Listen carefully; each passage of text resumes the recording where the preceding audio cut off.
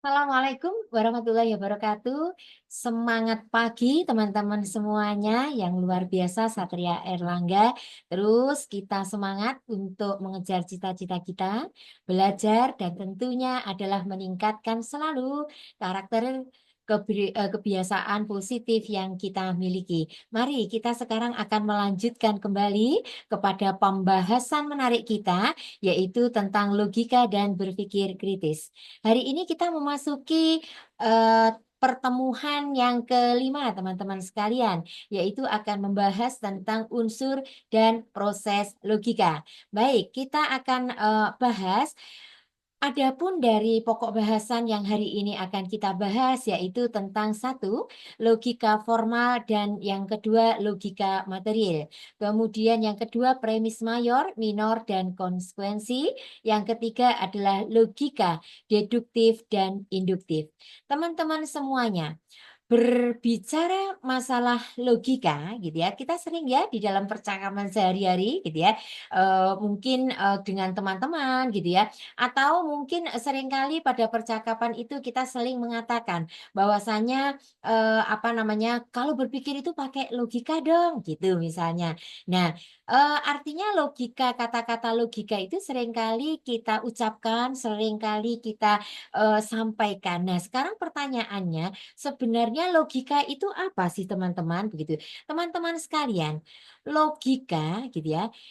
Ketika kita melihat sebuah fenomena di mana sukses tidaknya seseorang itu tidak selamanya tergantung pada privilege yang ia miliki, tetapi tergantung pada alur logika yang sudah tertanam di dalam kepala seseorang.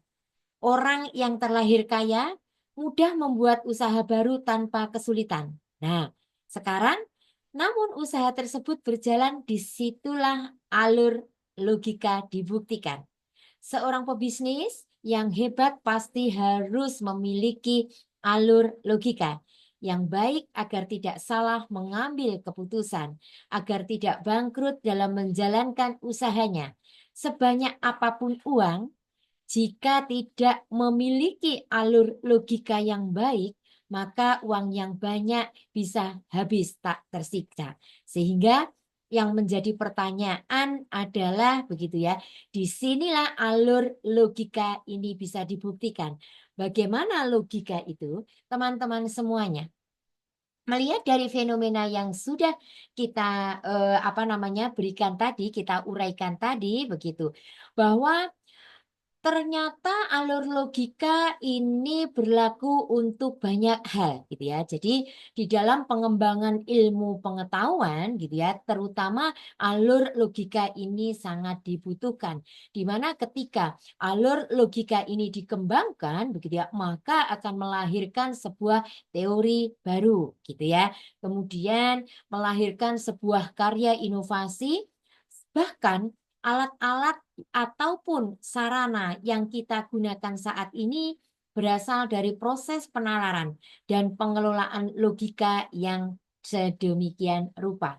Jadi apa namanya yang teman-teman fasilitas yang teman-teman nikmati ini begitu ya. Ini merupakan juga sebenarnya adalah dari proses gitu ya, bagaimana sebenarnya logika itu dikembangkan.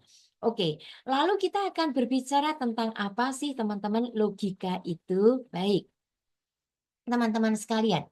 Logika ada banyak apa namanya para ilmuwan yang mengkaitkan atau mendefinisikan apa itu logika. Louis Katzoff mengatakan logika merupakan upaya untuk menguraikan aturan-aturan untuk mencapai kesimpulan. Tentu saja ini didasarkan pada ilmu pengetahuan dan harus adanya premis-premisnya. Kemudian ada yang menurut Puspo Brojo, yaitu mengatakan bahwa logika merupakan ilmu pengetahuan yang membutuhkan kecakapan di dalam berpikir, bernalar, dan berpikir tepat. Artinya Puspo Brojo ini mengatakan bahwa logika itu merupakan ini, kecakapan gitu ya di dalam kita berpikir bernalar sehingga nanti mampu untuk berpikir, tepat. Aristoteles mengatakan bahwa logika adalah ajaran yang mengarahkan seseorang berpikir ilmiah demi menghasilkan pemikiran atau hal baru. Logika juga sebagai pengendali pikiran. Jadi, apa namanya, lebih kepada bagaimana berpikir ilmiah tentang menghasilkan sesuatu atau pengetahuan yang baru. Teman-teman sekalian, eh, kembali kepada pengertian logika, yaitu menurut Sukardijo. Sukardijo mengatakan bahwa logika sebagai teknik untuk menciptakan ketepatan nalar yang dibuat oleh manusia. Dan apa namanya, menurut William Alston mengatakan juga logika sebagai upaya menyimpulkan sebuah ilmu secara cepat guna menyeleksi kesimpulan mana dan yang sah dan tidak sah. Jadi pengertian sebenarnya adalah logika ini adalah lebih kepada ilmu tentang berpikir. Bagaimana hakikatnya bahwa seseorang yang berpikir itu tentunya akan apa namanya, bisa menghasilkan satu kesimpulan di mana kesimpulan ini adalah nanti menghasilkan pada satu ketepatan dan kemudian juga kecakapan, tentunya juga hal-hal yang baru yang itu bisa apa namanya, bermanfaat untuk ilmu pengetahuan itu sendiri. Teman-teman sekalian, jadi Eh, dari apa yang sudah kita pelajari tadi, bahwa logika itu merupakan satu ilmu pengetahuan dan kecakapan berpikir secara tepat didasarkan pada kenyataan dan masuk akal, gitu ya. Jadi apa namanya? Ini membutuhkan satu keterampilan teman-teman, harus dilatih gitu. Artinya kita tidak bisa untuk apa namanya? Hanya mengatakan bahwa ini adalah kecakapan dalam berpikir, tetapi kecakapan dalam berpikir dan ilmu pengetahuan itu perlu dibiasakan, perlu untuk dilatih agar apa namanya, ini menjadi suatu keterampilan atau kecakapan yang mampu bisa memberikan kita kemudahan di dalam menyimpulkan sesuatu. Fungsi dari logika adalah satu ya, kalau kita melihat dari fungsi logika ini tentunya adalah pada dasarnya ilmu logika itu tidak hanya melahirkan ilmu yang baru, tetapi juga dapat berfungsi untuk menghasilkan kebenaran dan kesalahan gitu ya. Jadi kalau kita mengatakan logika itu pada hakikatnya itu memang mencari kebenaran, tetapi pada hakikatnya di dalam jalanannya, tidak semua orang itu atau berlogika itu tidak harus menetapkan satu kebenaran, karena kebenaran itu bisa jadi nanti adalah apa, melalui proses dari mungkin kesalahan dan lain sebagainya. Jika argumennya benar, maka akan menghasilkan kebenaran. Namun sebaliknya, jika argumennya itu salah, maka logika pun juga akan salah. Baik, teman-teman sekalian. Sehingga kita bisa untuk menyimpulkan dari apa yang sudah kita pelajari tadi bahwa fungsi logika ini digunakan untuk memecahkan permasalahan yang berkaitan dengan penilaian terhadap pernyataan yang salah atau benar. Teman-teman semuanya, berpikir secara logika. Jadi berpikir secara logika itu, gitu ya, ini pada hakikatnya adalah manfaatnya satu, melatih berpikir objektif dan cermat. Jadi kita ini berpikirnya itu adalah objektif di dasar apa yang kita amati, apa yang kita lihat, adanya satu bukti gitu ya, dan kecermatan begitu. Yang kedua akan melatih berpikir sistematis dan efisien. Apa namanya, secara tidak langsung gitu ya, dengan orang memiliki logika kemampuan, maka dia akan mampu memiliki kecakapan di dalam berpikir secara sistematis, dalam menyelesaikan suatu permasalahan dan efisien tentunya. Dalam menyelesaikan masalah, orang itu akan tidak hanya langsung memutuskan, tetapi keputusannya akan didasarkan pada satu hal melalui asesmen dulu, kemudian melalui analisis dulu, menemukan atau menyimpulkan dari masalah dulu dan kemudian baru merencanakan bagaimana problem solving dari masalah itu. Contohnya seperti itu, artinya sistematis dari mulai dari awal belum diketahui sampai kemudian memutuskan sesuatu. Yang ketiga juga membantu berpikir secara teratur dan yang keempat tentunya mengasah berpikir secara mandiri dan tajam. Ini tentunya kita nanti sebagai mahasiswa Universitas Airlangga yang tentunya memiliki kehebat salah satunya adalah excellent, bagaimana kita juga mampu untuk bisa berlogika atau berpikir secara kritis dan sistematis didasar pada kemampuan, keilmuan kita yang mumpuni. Baik, teman-teman semuanya. Cara berpikir dengan logika teman-teman semuanya. Jadi ini sebelum kita masuk begitu ya, bagaimana sih sebenarnya gitu ya berlogika itu gitu ya. Jadi cara berpikir logika ini pertama adalah berpikir panjang sebelum membuat keputusan. Artinya seperti yang sudah disampaikan oleh Bu Hani tadi itu bahwa keputusan itu dibuat tentunya didasar pada hal-hal yang dirasa artinya dengan pengumpulan data dulu atau melakukan assessment. Setelah itu dari assessment yang sudah kita kumpulkan, kemudian kita lakukan analisis gitu ya. Ini analisis itu nanti akan memberikan poin-poin data sehingga kita bisa untuk menentukan masalah itu secara tepat gitu. Jikalau kita sudah bisa untuk menetapkan satu masalah yang tepat, maka ini tentunya akan mempermudah kita untuk mengambil satu keputusan. Teman-teman sekalian, cara berpikir dengan logika tentunya juga berorientasi pada masa depan. Ketika kita berorientasi pada masa depan, tentunya kita akan berpikir bagaimana kebermanfaatannya ke depan. Ini nanti juga akan menjadi tantangan bagi teman-teman ya, yang akan membuat sebuah proyek gitu. Bagaimana proyek ini tentunya nanti akan dihubungkan dengan pelaksanaan pembangunan yang berkelanjutan, permasalahan apa, orientasi apa, visi misi apa yang ke depan itu yang ini. Nah, ini nanti juga teman-teman contohnya akan bisa berlogika di dalam kelompok. Kemudian bertindak didasarkan pada perhitungan gitu. Jadi apa yang pun kita lakukan itu sebenarnya adalah didasarkan pada satu analisis yang tepat. Yang keempat adalah mengajukan pertanyaan, banyak pertanyaan-pertanyaan yang kita harus ajukan. Karena dengan pertanyaan-pertanyaan ini tentunya nanti kita bisa untuk melakukan atau memberikan antisipasi masalah yang itu nanti bisa untuk kita lakukan atau kita bisa untuk membackup manakala gitu ya dari apa yang kita putuskan itu ternyata masih juga ada kekurangan. Dan yang tentunya yang kelima, isi waktu luang dengan mengerjakan hobi yang kreatif dan mengatur strategi, teman-teman sekalian. Jadi ini adalah contoh logika ya, teman-teman. Bu Hani ingin mengatakan gitu ya. Ini kalau kita lihat gitu ya, dan ini adalah sudah kita nikmati. Siapa yang menyangka begitu ya? Nah, ini. Jadi kita membayangkan sekarang ini adalah pesawat terbang. Siapa yang menyangka sebelum pesawat terbang ada, penemunya itu hanya melihat dan berimajinasi. Ya, kira-kira kalau burung itu bisa terbang, manusia bisa terbang apa tidak ya? Oke. Karena yang bisa terbang itu adalah burung yang punya sayap. Ah, manusia apa punya sayap? Nah, ini. Berkat proses mengolah logika yang sedemikian rupa, gitu ya, akhirnya mereka pun menciptakan pesawat terbang yang sekarang bisa dinikmati dengan mudahnya dan bahkan kita tidak pernah memikirkan awal mulanya berasal dari hal yang tidak mungkin. Nggak mungkin dong, manusia tidak punya sayap seperti halnya burung.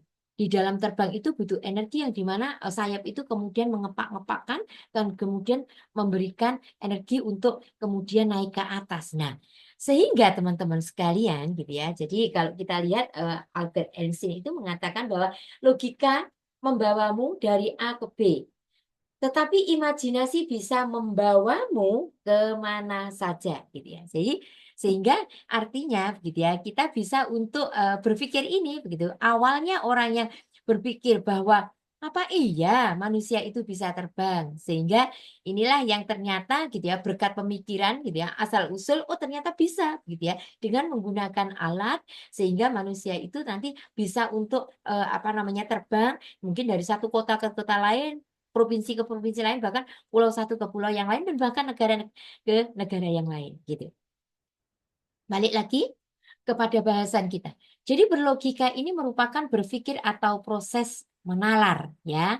Reasoning menggunakan syarat atau aturan pola tertentu yang mengantarkan pada penyimpulan yang valid dan benar, ya kan? Jadi balik lagi bahwa berlogika itu adalah berpikir, proses untuk menalar agar supaya begitu ya kita bisa untuk melakukan penyimpulan itu dengan valid dan benar. Jadi ora gegabah, tidak kesusu begitu. Tetapi berpikir ini tentunya akan juga gitu ya dipengaruhi oleh akal budi.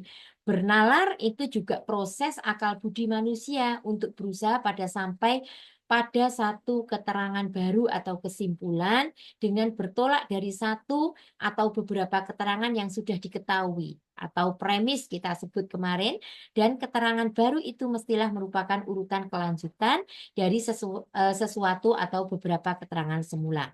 Baik, kita akan banyak belajar di sini teman-teman. Di mana logika nanti itu lebih kepada bagaimana kepada logika formal dan logika material. Pengertian logika di atas yang sudah kita jelaskan tadi menunjukkan bahwa pada kita bahwa kualitas logika akan ditentukan oleh dua hal, begitu. Pertama, cara bernalar atau juga disebut sebagai aspek formal dari logika, ya. Cara kita bernalar ini merupakan aspek apa? Formal dari logika atau logika formal dan yang kedua, pada kualitas premis yang digunakan dalam proses bernalar atau aspek material dari logika atau logika materi. Jadi, gitu ya, cara bernalar ini ada dua, teman-teman. Ada aspek formal atau logika formal yang ini gitu ya, apa namanya? Lebih kepada bernalarnya dan yang kedua adalah kualitas dari cara bernalarnya disebut formal logika formal dan kemudian kualitas premis yang digunakan disebut adalah logika materialnya. Baik, ayo sekarang kita masuk gitu ya pada aspek logika formal dan logika material.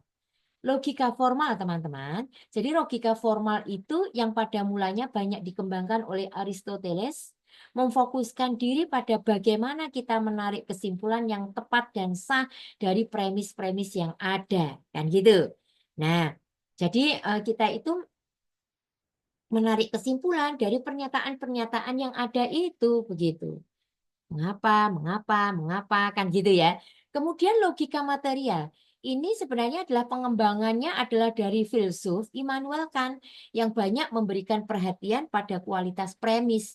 Kualitas premis dalam sejumlah ya, apa ini sejauh mana premis tersebut sesuai dengan kenyataan atau bersifat objektif. Jadi kalau apa namanya logika material ini sebenarnya perhatiannya pada kualitas dari premis itu sendiri gitu. Baik, kita lanjutkan teman-teman semuanya. Apa itu premis, teman-teman sekalian? Jadi, nah, oke, tak turunkan dulu. Baik, ya. Premis gitu ya.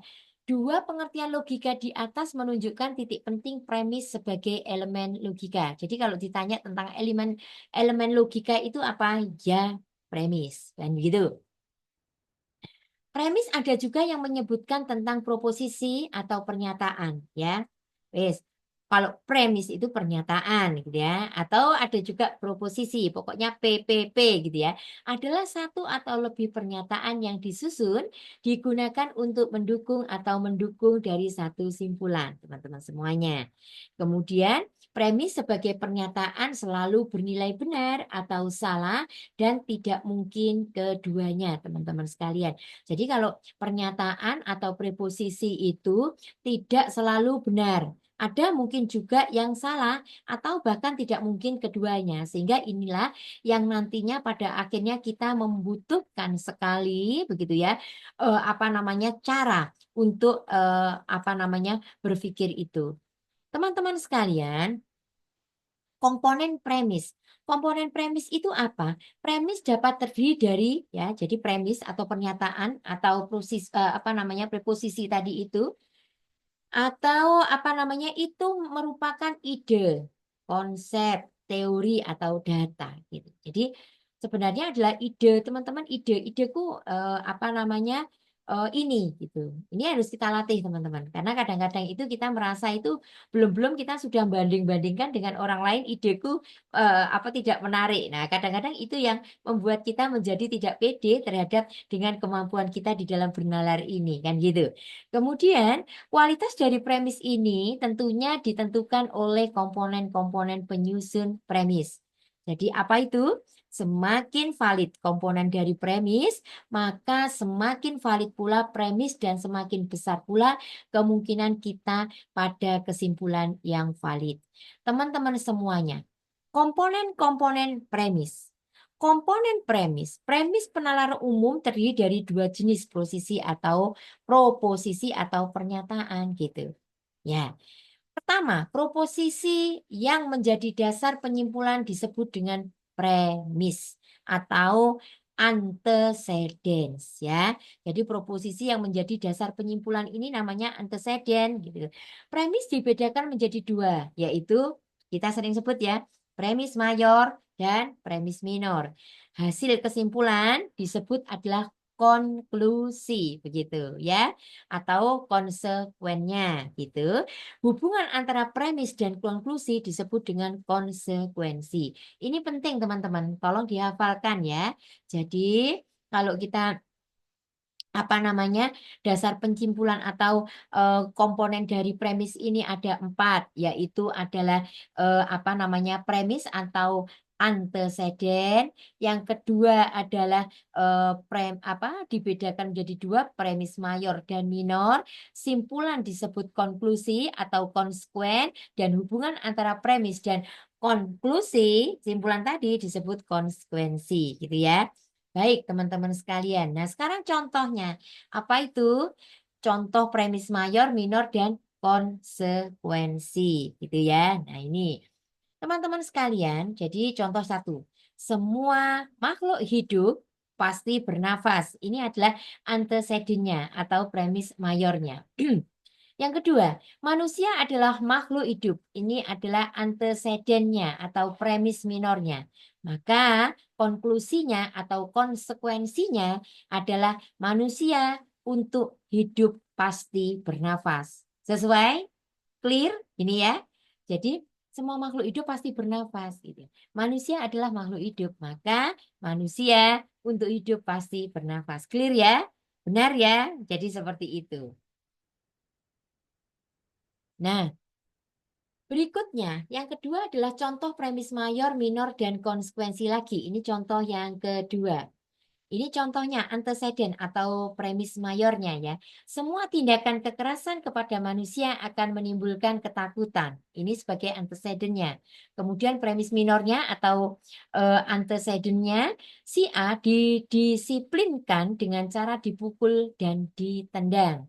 Maka konklusinya atau konsekuensinya adalah si A akan mengalami ketakutan. Cocok? Ya, ini. Maka kesimpulannya seperti ini. Jadi kalau apa namanya semua tindakan kekerasan kepada manusia itu akan menimbulkan takut. Nah, A didisiplinkan dengan cara dipukul, maka si A akan mengalami ketakutan. Clear ya? Baik. Nah, sekarang masuk kepada selanjutnya teman-teman. Logika deduktif dan induktif. Logika deduktif, apa itu logika deduktif? Gitu. Jadi ini yang umum lah kita kenal dulu itu ya. Yaitu logika deduktif merupakan cara berpikir di mana dari pernyataan yang bersifat umum, ya umum, ditarik kesimpulan yang bersifat khusus atau disebut dengan silogismus begitu. Silogisme ini disusun dari dua pernyataan, yaitu premis mayor dan premis minor seperti yang sudah sebutkan tadi dan sebuah kesimpulan. Ketepatan di dalam penarikan kesimpulan dalam penalaran teman-teman sekalian, deduktif tergantung dari 3 hal. Jadi ketepatan untuk menarik kesimpulan tadi dalam penalaran deduktif itu ada 3, yaitu 1 adalah kebenaran premis mayor, yang kedua kebenaran premis minor, dan yang ketiga adalah keabsahan pengambilan keputusan. Teman-teman sekalian, ini contohnya ya. Kita ngomong contohnya. Bagaimana contohnya? Contohnya adalah ini. Contoh logika deduktif. Setiap makhluk yang hidup akan mati. Ini premis mayornya ya. Sipolan adalah makhluk hidup, maka ini premis minornya. Jadi sipolan akan mati. Simpulannya seperti itu. Cocok? Ya, cocok kan ya? Ini bisa sebenarnya dinalar gitu ya. Kemudian, matematika adalah pengetahuan yang disusun secara deduktif ya. Misalnya A sama dengan B dan B sama dengan C, maka A sama dengan C. Jadi ternyata matematika ini menyenangkan ya, logika. Kalau kita tahu sebenarnya asal usulnya adalah logika gitu ya. Tapi kadang-kadang itu persepsi kita yang bermain bahwa gitu ya, angka-angka itu menyebalkan, angka-angka itu rumit, kan begitu. Itu dulu persepsi yang kita bangun itu, sehingga ini sebenarnya adalah harusnya matematika ini adalah pengetahuan disusun secara deduktif itu tadi gitu.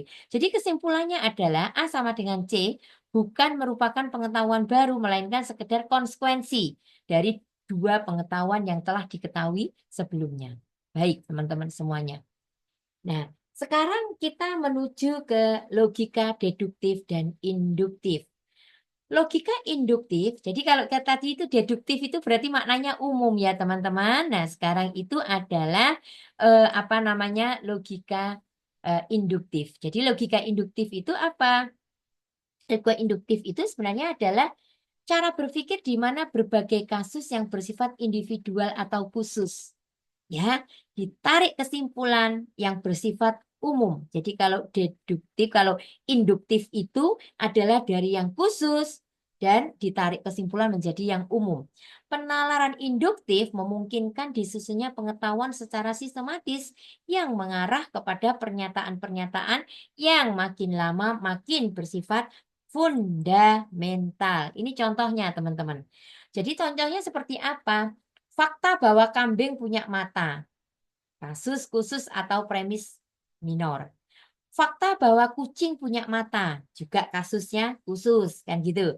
Fakta bahwa anjing punya mata, kasus khusus. Kesimpulannya adalah bahwa semua binatang memiliki mata. Ini adalah kesimpulan atau konklusi yang bersifat umum atau universal. Clear ya? Tadi yang umum, khusus menjadi kita memberikan kesimpulan atau konklusinya itu sifatnya adalah umum. Ya, saya kira ini, terima kasih teman-teman sekalian. Jadi selamat ya, logika ini merupakan sesuatu yang terus akan dilatih teman-teman gitu. Jadi sebagai seorang mahasiswa yang tentunya teman-teman sudah masuk kepada peminatan keilmuan tertentu begitu ya, peminatan ilmu pengetahuan tertentu sehingga harus didalami teman-teman gitu ya. Kita bisa untuk melatih, bernalar sehingga kita memiliki kecakapan di dalam untuk berpikir. Dan tentunya kita juga bisa untuk mengembangkan kemampuan kita ini adalah pengetahuan kita itu tidak hanya untuk diri kita sendiri, tapi ini adalah kemampuan kita pikirkan bagaimana untuk bisa memecahkan masalah-masalah yang ada di sekitar kita. Oleh karena itu kita dilatih untuk melatih kepekaan kita, kepedulian kita terhadap lingkungan yang ada di sekitar kita. Sehingga ketika ini nanti bisa kita kembangkan, kita tidak hanya mumpuni di dalam hal kemampuan keilmuan kita masing-masing, tetapi kita juga mumpuni di dalam mengkolaborasikan keilmuan kita ini dengan keilmuan yang lain. Menarik bukan? Sehingga ayo terus belajar, ayo terus kembangkan potensi diri, ayo terus belajar untuk bernalar, sehingga kemampuan kita di dalam berpikir dan apa namanya, logika ini senantiasa mampu terus berkembang dan menjadi kecakapan, tentunya harus kita sertai dengan etika dan moral agama, tentunya yang sesuai dengan moto Universitas Airlangga, Excellent with Morality. Salam semangat teman-teman semuanya, para pembelajar yang budiman. Kita akan berjumpa kepada sesi yang selanjutnya, tentunya petualangan di dalam logika berpikir kritis yang lebih seru lagi. Terima kasih, salam sehat selalu untuk kita semua. Terus kembangkan karya, inovasi, dan prestasi. Wassalamualaikum warahmatullahi wabarakatuh.